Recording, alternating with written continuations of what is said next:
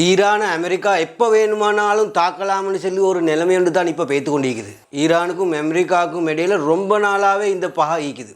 அவங்க ரெண்டு பேருக்கும் ஆகவே ஆகாது. அதுக்கு காரணம் மிடில் ஈஸ்டில் அமெரிக்காவை செல்கிற பேச்சை கேட்குற இல்லாத நாடு வந்து ஈரான் மட்டும்தான். அவங்க வந்து தனி லைனில் போகிற அடுத்த மிடில் ஈஸ்ட் லைனில் அமெரிக்காவோட அப்படி ஃபிட்டாக நின்றதுக்கு ஈரானும் அமெரிக்காவும் சொல்ல கீரியும் பாம்பும் மாதிரி தான். எந்த நேரம் அடித்து கொள்றதுக்கு இல்லை. அப்படி தான் அமெரிக்காவோட அடிமையாக நிற்கிறதுக்கு அவங்க விருப்பம் இல்லை. அவங்க தனி லைனில் போகிற நாடுன்னு தான் ஈரான். ரொம்ப நாளாக இந்த பகை ஈக்கி அமெரிக்காவுக்கும் ஈரானுக்கும். அதனால் அமெரிக்கா வந்து அணு ஆயுதம் ஈரான்ட கையில் கிடைச்சிடக்கூடாதுன்னு செல்லுறதுல வந்து 100% உறுதியாக நிற்கிறாங்க. அவங்க இப்படியாவது ஈரான் எங்கட கண்ட்ரோலுக்கு எடுக்க இயலுமான்னு சொல்லி அமெரிக்கா ஐடியா போட்டு நிற்கக்குள்ள தான் அந்த ஈரானுக்குள்ளே வந்து மக்கள் எழுச்சி ஒன்று வந்து அந்த அரசாங்கத்துக்கு எதிராக அந்த சின்ன ஆர்ப்பாட்டம் ஒன்று தொடங்கின.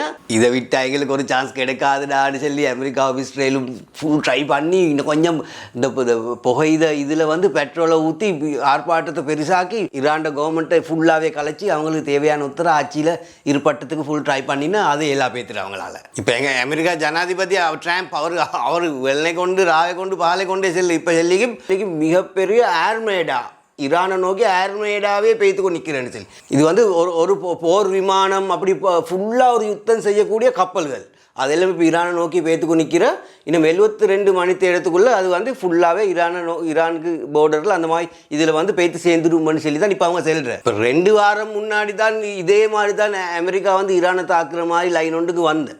அதுக்கப்புறம் மிடில் ஈஸ்ட் கண்ட்ரி எல்லாம் தலைவர்களும் சேர்ந்து கால் பண்ணி தாக்கவானம் இதை வந்து விஷயத்தை கையிடுங்கோ. இப்போ நீங்கள் எங்களோட ஏர் பேஸ்லேருந்து தான் நீங்கள் உங்களோட அமெரிக்கன் ஏர் பேஸ் எல்லாம் எங்களோட நாட்டில் தான் நீக்குது. எங்களோட நாட்டிலேருந்து நீங்கள் தாக்கினா ரிட்டர்ன் வந்து ஈரான் எங்களுக்கு தான் அடிப்பது.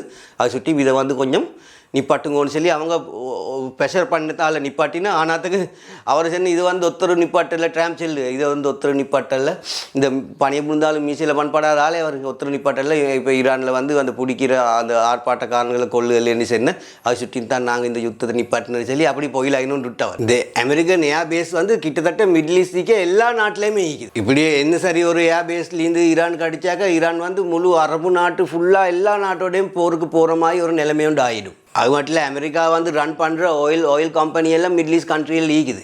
அதுகளுக்கும் இந்த சொட்டை கொடுக்குமென்னு சொல்லி கொஞ்சம் அப்படி பயந்தேன். அது மேலே சுமாரி ஈரான் வந்து குண்டுகள் போட்டு அந்த ஆயில் கம்பெனியில் இதாக்கினாக்கா மொத்த உலகத்துலேயே எக்கனாமியே டவுன் ஆகிடும். அப்புறம் ஆயில் விலை வந்து இது பெட்ரோல் டீசல் அதெல்லாம் எல்லா நாட்டிலையும் டபுள் ஆகும். எங்களோட நாட்டுக்கும் அது பாதிக்கிய. இதனால தான் ஃபர்ஸ்ட்டுக்கே அந்த டொனால்ட் ட்ரம்ப் வந்து அந்த திட்டத்தை ஈரானுக்கு அடிக்கிற அந்த ஐடியாவை கைவிட்டார். கடைசியாக சுற்றி வளைச்சி பார்த்தாக்க இந்த அட்டாக் வந்து நடக்க போகுது.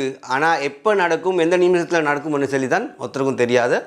ஆனால் இது நடக்க வானம் நடந்தால் எங்களோட நாட்டோட பொருளாதாரத்துக்கும் எப்படியுமே பாதிக்கிற உலக நாட்டிலேயே எல்லா மனித உயிர்களுக்கும் இந்த யுத்தத்தில் பாதிக்கப்படுற எல்லா நாட்டில் நிற்கிற மனிதர்களோட உயிர்களுக்கும் இதில் ஆபத்து வரும். இனி எல்லாரும் துவா செஞ்சுக்கோங்க இந்த மாதிரி ஒரு யுத்தம் ஒன்று நடக்கப்படாதுன்னு சொல்லியத்தை.